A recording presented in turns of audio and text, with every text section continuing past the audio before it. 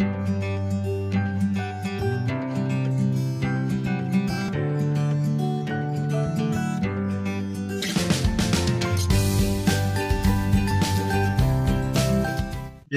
여러분 안녕하세요. 오늘 목회 세미나 9번째 강의를 진행하도록 하겠습니다. 제가 과제를 학기 말에 하나 가지고 시험도 없고요. 여러분이 내시는 여러분이 제출하시는 페이퍼 하나를 가지고 평가를 하려고 합니다. 지난번에 3주차 이제 내용들을 잘 참고해 주시면 여러분 페이퍼를 어떻게 할지 하는 것을 알게 될 텐데요. 이제 많은 분들이 좀 어려워하는 게 뭐냐면 다른 것들은 그냥 대충 할 수 있을 것 같은데 설교의 착상, 그러니까 본문 묵상하고 설교 착상을 어떻게 합니까? 설교를 만드는 것보다 착상을 만드는 게 어렵습니다. 이런 얘기를 하셔서 여러분이 출석 잘 하시고 또 마지막 페이퍼 내면 좋은 성적으로 제가 보답을 다 해드릴 텐데 그리고 착상을 한번 어떻게 해야 되는지를 모르겠습니다. 이렇게 질문하시는 분들이 계셔서 제가 오늘 다른 이제 전문대학원에서 좀 강의를 할 때 썼던 설교 착상의 예제를 먼저 좀 이야기를 드리고 첫 시간은 설교 착상을 만들고 그에 따라 설교하는 것이 어떤 형식인지 요한복음 본문은 아니지만 이렇게 다니엘서 본문을 가지고 한번 착상에 대한 예를 한번 들고요. 그 다음에 둘째 시간, 셋째 시간에 이제 요한복음 7장과 8장을 계속 이어가도록 하겠습니다. 괜찮지요? 또 갑자기 다니엘서가 들어왔다고 또 화들짝 놀라시면서 또 수업을 어떻게 이상한 걸 하셨다 이러지를 마시고요. 설교를 위한 예제로 여러분의 페이퍼를 위한 예제로 활용하시는 이런 대목 설교 착상을 제가 어떤 식으로 만드는지를 좀 살짝 이야기를 하고 싶어서 다니엘 2장 31절부터 49절의 예제를 들은 것입니다. 여러분 다 연관이 있다는 것을 아시고 자 설교 착상에서 어떻게 그럼 착상 한 4가지 정도의 이제 좀 논의들을 설교 착상에서 좀 하시면 좋을 것 같아요. 자 하나는 설교를 위한 본문 선정한 본문이 다루는 중심 내용들이 뭔가 예를 들어서 제가 다니엘 2장을 31절부터 49절까지를 좀 만약에 다루었다면 다니엘 2장 31절에서 49절은 꿈 해몽을 하는 느부갓네살의 꿈을 해몽하는 이런 대목이에요.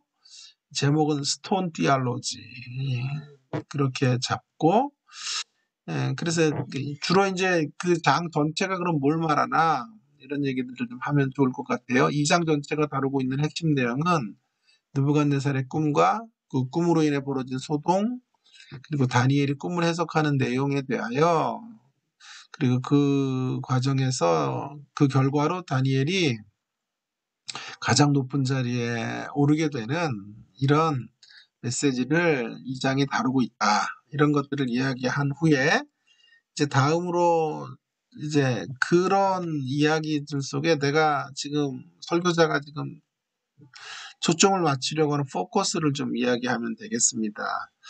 제가 좀 포커스를 맞추려고 했던 것은 뭐냐면 꿈에 대한 해석에서 꿈에 대한 해석이죠. 본문이 거기서 돌의 이미지를 집중해서 논의하기를 원한다라는 건데 특별히 두 대조적인 돌의 이미지 대조를 통해 하나는 신상이에요. 신상.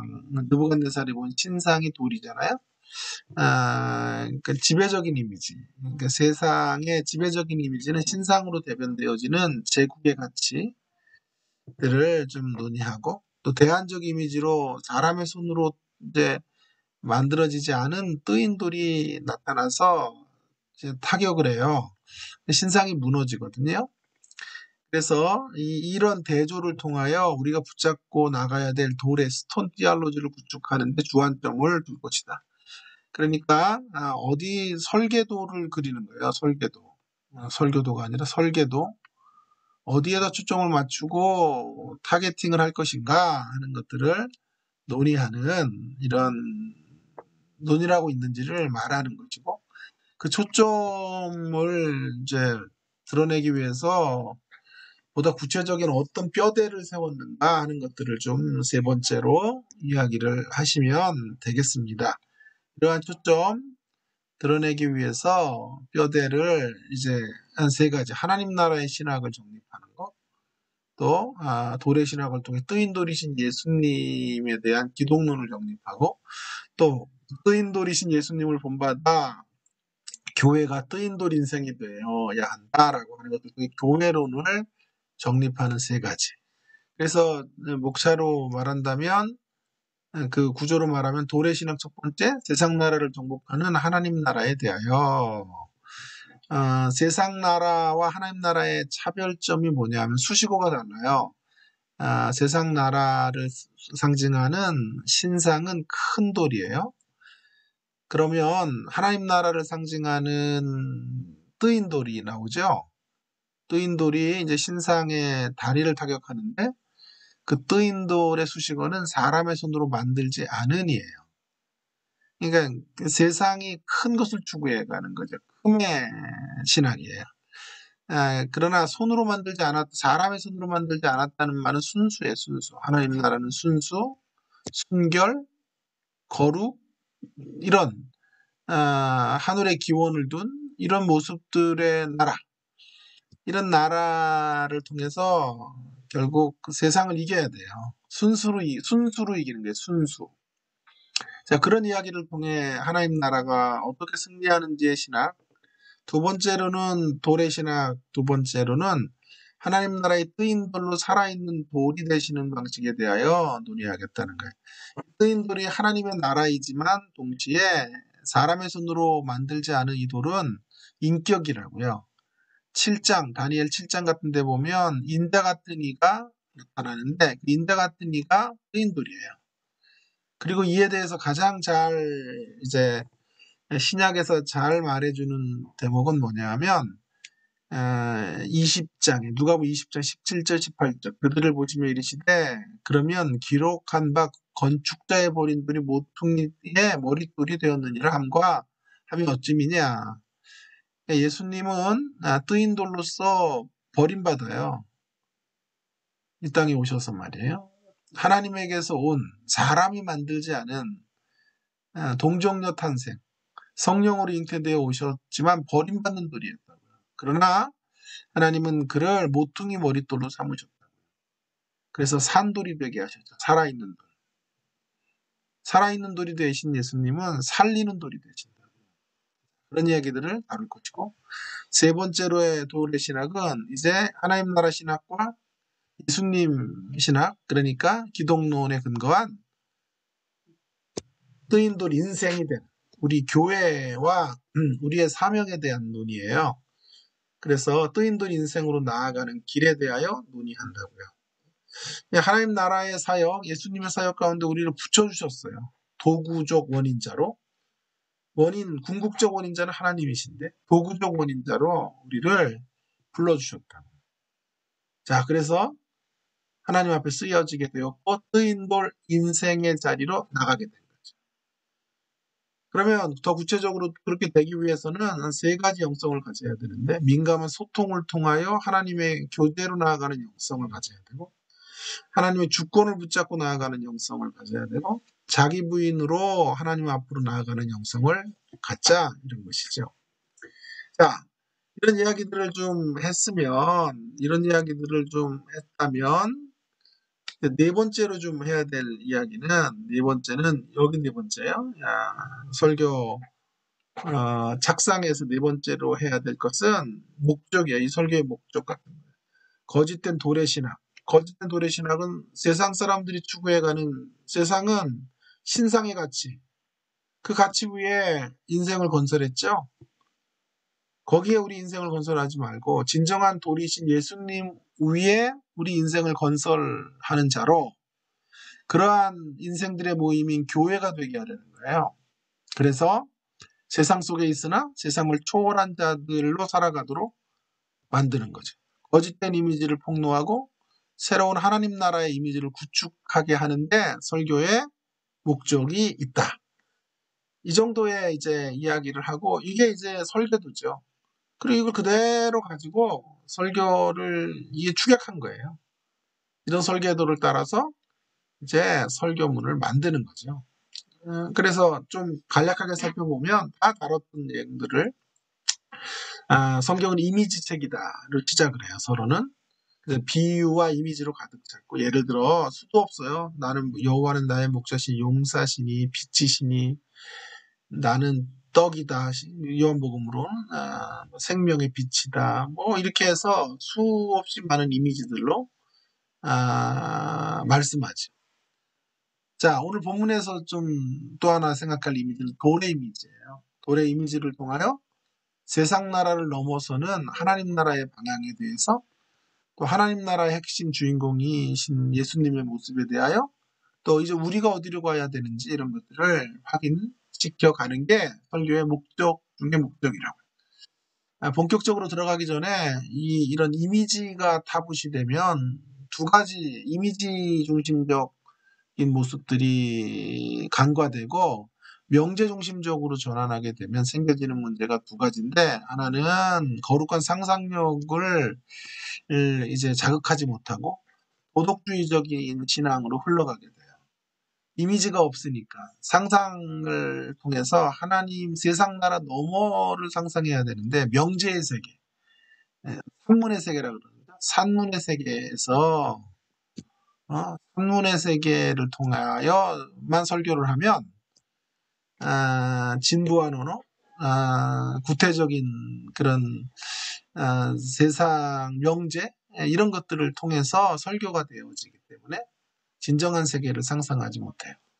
그런가 하면 과도한 명제 중심의 단답형 신앙교육은 성경을 해야 될 것과 하지 말아야 될 것에 목록 모음질 정도로 취급하기 때문에 율법주의고 그다음 도덕주의적 형태로 전락해버리게 되는 문제들이 생겨요. 그래서 이미지를 따라서 성경을 읽어야 되고 상상력을 굉장히 중요하게 여겨야 되는 거죠. 그래서 돌의 이미지를 통한 돌의 신학을 정립하는 것이 중요하다. 이런 얘기를 좀 할 필요가 있어요.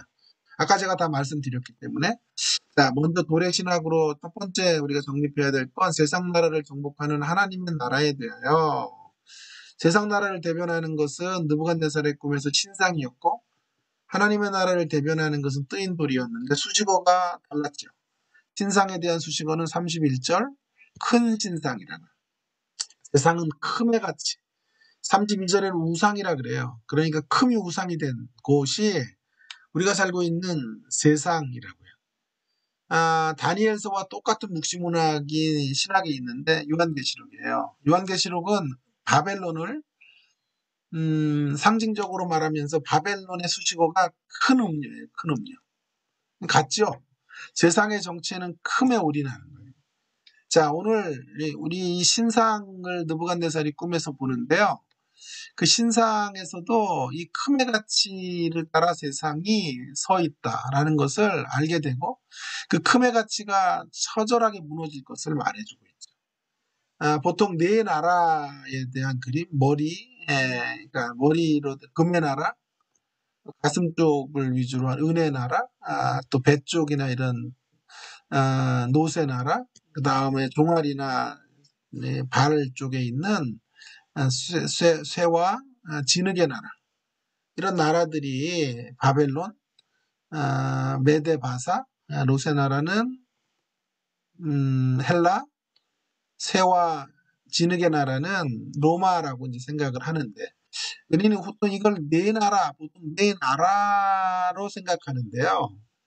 그렇게 되면 논란이 많이 돼요. 왜냐하면 이렇게 바벨론이 금의 나라인 건 맞지만 은과 노세 나라가 이제 학자들에 따라서 논쟁이 된다고요. 은혜 나라를 메대로만 보자 이렇게 하는 사람도 있다고요. 노세 나라는 바사가 되고 진흙의 나라, 쇠와 진흙의 나라가 로마가 아니라 헬라가 된다. 이렇게 주장하는 사람도 많거든요. 그래서 이런 논쟁을 피하기 위해서 중요한 건 넷이 중요한 게 아니라 하나라는 게 중요해요. 하나. 네 개의 제국이 들어있지만 하나라는 거예요. 이 넷이라는 것도 상징적 숫자예요. 동서남북 온 우주 전체.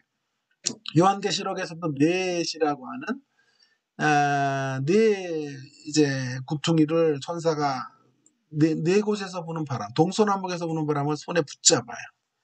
자, 그런 모습들을 통해서 중요한 것은 이 신상이 하나인데 강조점이 어디에 있냐면 머리와 마지막 대목에 있다고요. 머리는 느부갓네살 때의 이야기이고 마지막 진흙의 나라, 새와 진흙이 섞여 있는 나라는 그러니까 가장 보수적인 이미지는 이제 로마라고 생각을 하는데, 뭐 그건 중요한 게 아니고, 어쨌든, 그것보다 더 중요한 건 머리로, 금으로 시작된 나라가 영적으로 진흙이 된단 말이에요. 용두사미와 같은 나라. 그러니까 금의 가치가 그렇게 견고하게 서 있을 수 없어요. 하나님이 그 금의 가치를 무너뜨리신다고요.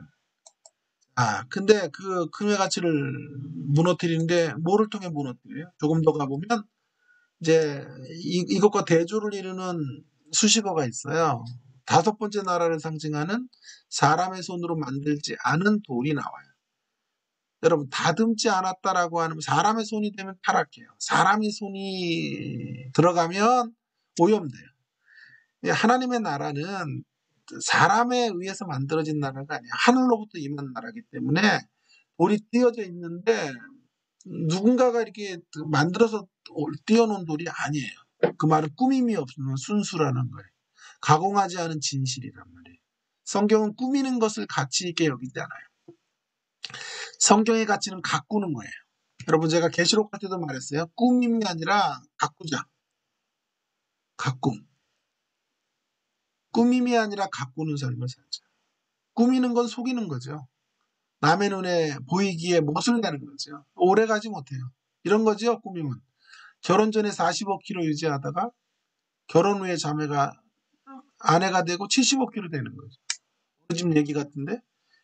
요즘은 여자분들 이야기만 하면 안 돼요. 남자들 얘기도 해야 돼요. 결혼 전에는 초콜릿 볶음 소유하고 있다가 결혼 후에 우리 반장님 같은 분이 지금 초콜릿 볶음을 갖고 있어요. 그래가지고 매일 요즘 뭐 간헐적 단식한다고 자랑하고 뭐 난리 났던데 얼마나 오래 가나 봅시다. 어쨌든 근데 그래서 그러다가 결혼 후에는 배불뚝이가 돼요.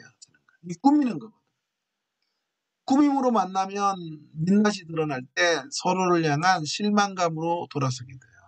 그것을 이기는 길이 가꾸는 길이에요. 내면을 만들고 내공을 기르고 속사람을 살찌우는 것. 그것으로 우리는 오로지 큰 것만을 추구해가는 세상 속에서 전혀 다른 가치로 살아가서 세상을 정복하는 사람들이 되어야 한다는 거예요. 이것이 돌의 이미지 첫 번째 하나님 나라 신앙이에요. 돌의 이미지를 형성하는. 두 번째로는 이 뜨인 돌로 산돌이 되시는 방식에 대하여 우리 돌의 신학을 정립해야 되는데 이 뜨인 돌은 이시 아니에요. 하나님의 나라이면서 동시에 하나님의 나라의 핵심은 예수님이거든요. 예수님의 나라거든요. 그 인격이라고요. 뜨인 돌. 그래서 다니엘 7장에 보면 인자 같은 이가 나오는데 그분이 뜨인 돌이세요. 신약으로 오면 그분은 뜨인 돌로 오셨어요. 그런데 버림받아요. 그 돌로. 그러나 모퉁이 돌이 된다. 어떻게 역설적으로 이기시죠. 버렸었는데 극적으로 이기시고 반전의 드라마가 이루어지는. 이것이 예수님이 이기시는 방법이라. 세상 나라의 통용되는 힘의 방식이 아니라 인격의 방식으로 이기신다. 세상 나라의 지배적인 가치인 굴림의 가치가 아니라 권력의 가치가 아니라 남을 섬기는 가치로 이기신다. 예수님은 이런 방식으로 요한계시록 5장에 보면 어린 양의 방식으로 그분은 이기세요. 사자가 되세요. 세상 나라는 용두사미가 아니에요. 대기만성의 나라. 역설의 나라, 역설적 승리. 근데 동일한 역설의 방식으로 주님은 우리를 또 그래서 살아있는 돌이 되세요. 역설로. 그러나 살려주시는 돌이 돼. 우리를 살리실 때도 어떻게 살리시는지 아세요? 가장 연약한 자들에게 오셔서 우리를 일으키시고 복음의 외인들을 하나님 나라에서 거리가 가장 먼 사람들을 하나님 나라의 주인공으로 앉히시는 이런 방식으로 역설이 일어나도록 역설의 드라마가 펼쳐지는 현장이 되도록 일하신다. 그래서 선교사들을 그렇게 핍박했던 한국교회를 소망이 없었던 나라를 세계적인 기독교 국가로 만들어 놓으신 거죠. 이것이 바로 두 번째로 우리가 생각해야 될 예수님에 대한 도래 신학. 마지막으로 이제 도래 신학은 뜨인 돌 인생이라고. 이제 예수님이 아니라 우리가 뜨인 돌로 살아야 한다라고 하는 것이죠. 그래서 여러분 우리는 하나님의 도구가 될 수가 없어요, 사실은. 어떻게 우리가 뜨인 돌이신 예수님처럼 살아요. 그런데 예수님이 그 하나님 나라의 배역으로 우리를 삼아주셨고 우리는 사람을 변화시킬 수 없는데 도구예요. 그런데 원인자가 되셨어요. 하나님은 직접적 원인자이시고 우리는 도구적 원인자로 우리를 부르셔서 사용하시는 거죠. 그러면 더 구체적으로 이 도구적 원인자로 우리가 정말 뜨인 돌 인생이 되기 위해서는 어떻게 돼야 될까? 세 가지 제가 영성을 제안하는데 하나는 민감한 소통을 통하여 하나님으로 나아가는 교제의 영성을 가져야 된다. 다니엘은요, 위기를 만나자 기도를 드려요, 기도. 그 기도에 하나님 응답하신다고요. 그러니까 소통을 하는 거죠. 여러분, 소통에서 제일 중요한 건 우리예요. 그 말은 주도권이 하나님이 아니에요. 하나님 주도권이신데, 하나님은 우리가 그분을 향하여 무릎을 꿇으면 언제든지 일하신다고요. 그래서 중요한 건 우리의 결단이에요. 다니엘은 기도를 시작해요. 이 꿈을 해석해달라고. 응답하지. 거기서 끝나질 않아요, 근데. 다시 찬양을 해요. 기도가 끝난 후. 그리고 느부갓네살 앞에 서서 이거 하나님이 하신 것이라고 하나님을 높여요. 그랬더니 하나님은 다시 응답하시는데 느부갓네살을 통하여 다니엘을 가장 높은 자리로 등극시키신다. 이 위대한 모습이라. 이런 모습으로 다니엘은 계속해서 소통했고 그런 소통의 장에서 교제를 통하여 위대한 인생이 되었다. 라고 하는 것을 오늘 성경은 우리 가운데 말해주고 있는 거죠. 자, 그것에 대한 논의. 두 번째 하나님 주권을 붙잡고 그분 앞으로 나아가는 영성. 현실 너머에 계시는 하나님의 주권을 바라보는 거예요. 주권에 눈 떠야 돼요. 네? 주권에 눈 뜨지 못하면 평생 사람 사건 묵상하다가 끝나요. 사람 묵상, 사건 묵상. 늘 피해자로 살아요. 늘 남 앞에 그냥 인상 쓰고 딴지 걸고 그냥 넉넉히 이해해도 되는 문제를 걸고 넘어져요. 그리고 억울하다 그러죠. 눈에 보이는 것이 전부예요. 다니엘 얼마나 힘든 인생이에요. 눈 뜨자마자 포로가 됐죠. 어느 날 눈 떴더니 이방의 땅에 팔려갔다. 그런 다니엘이 어떻게 승리했어요? 원망하고 불평하고 딴지 걸고 어떤 사건 어떤 사람 누구 잘못 만나서 그랬고 누구의 어떤 사건 때문에 내가 여기까지 왔다고 말하는 게 아니라 그 모든 현실을 하나님의 주권적 역사로 인정하고 배후에서 일하실 하나님을 바라보며 나아가는 거죠. 자, 그런 신앙의 눈떠야 내 앞에 펼쳐지는 일들이 중요한 게 아니고 어떤 의미로 그 일이 주어졌느냐, 어떤 계획을 가지고 하나님은 그 일을 주시는지를 내 앞에 고난이 있는 것만 갖고 내 앞에 억울한 일만 있는 것 가지고 문제를 걸 게 아니라 그런 일들 배후에 하나님은 무엇을 기대하고 계시는지를 생각하면서 나아갈 때 주권에 눈뜨는 신앙으로 갈 수 있다. 마지막에 자기 부인이에요. 자기 부인. 자기 부인이라는 건 뭐죠? 여기 어디 자기 부인이 있을까요? 여러분, 뜨인돌 인생의 이제 사명은 앞에 있는 신상을 타격해서 무너뜨리는 거예요. 세속에 물들지 않고 세속을 이기는 거예요. 그런데 정말 중요한 건 앞에 있는 신상이 아니라 안에 있는 신상. 앞에 있는 신상보다 더 중요한 건 안에 있는 신상. 우리 안에 세상의 욕망이 있다니까요. 그저 돈에 이끌려 살아요. 10,000원, 20,000원을 쓰는 것도 막 정말 너무너무 아까워요. 그거 가지고 시험 들어요. 왜 그렇게 살아요? 나누고 펼치고 베풀면 하나님이 채워주실 거 아니에요. 그러니 결국 예수를 믿는 것 빼고는 앞에 있는 신상의 가치, 크고 화려하고 물질적 가치가 다 내 안에 있다. 그거 무너져야 돼요. 뜨인 돌이신 예수님을 만나서 그분이 먼저 우리의 신상을 무너뜨려야 돼요. 내 안에 움틀대는 우상들을 잡아주셔야 돼요. 내 욕망을 깨뜨려 주셔야 돼요. 그래서 나의 신상은 그대로 있고 내 안의 신상은 있고 있는 채로 세상의 신상을 무너뜨리는 일에만 혈안이 된 사람들은 기독교 신앙을 모르는 사람이에요.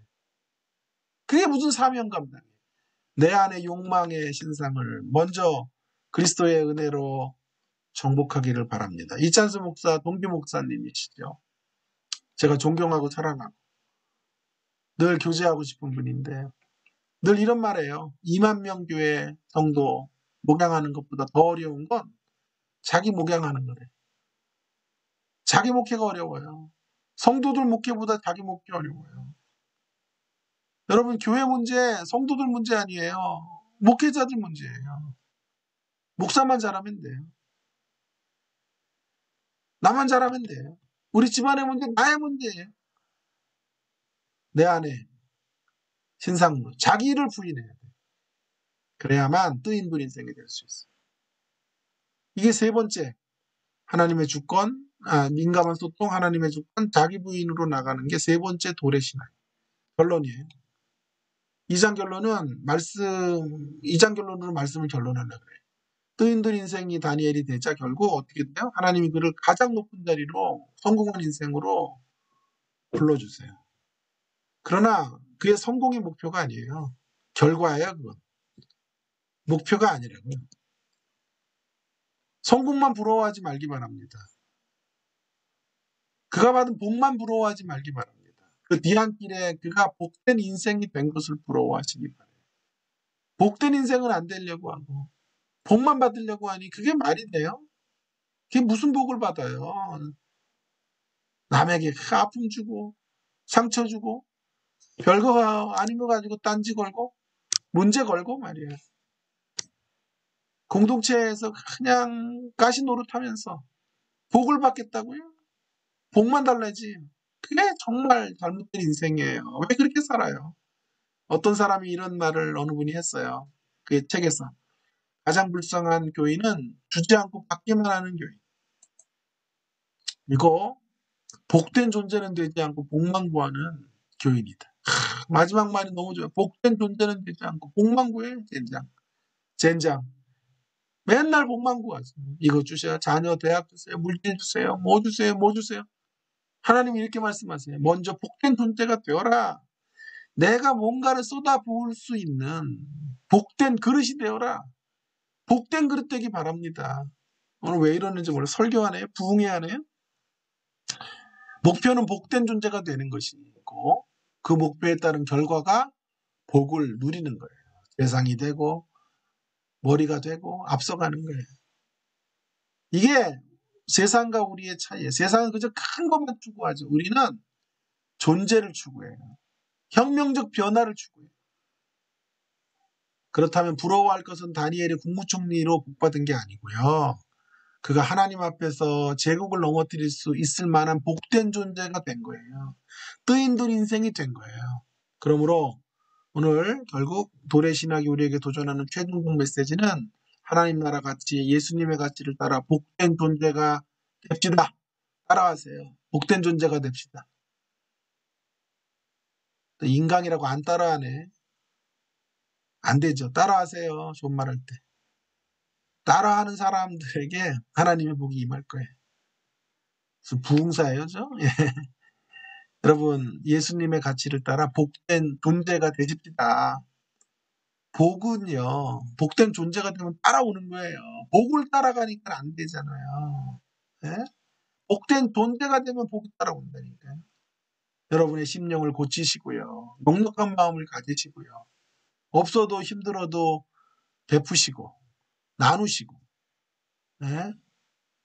서로의 유익을 위해서 참고 인내하고, 이런 사람들이 좋은 그릇이에요.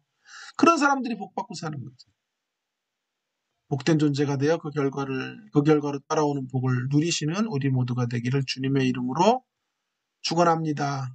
아멘. 아멘 하세요. 예.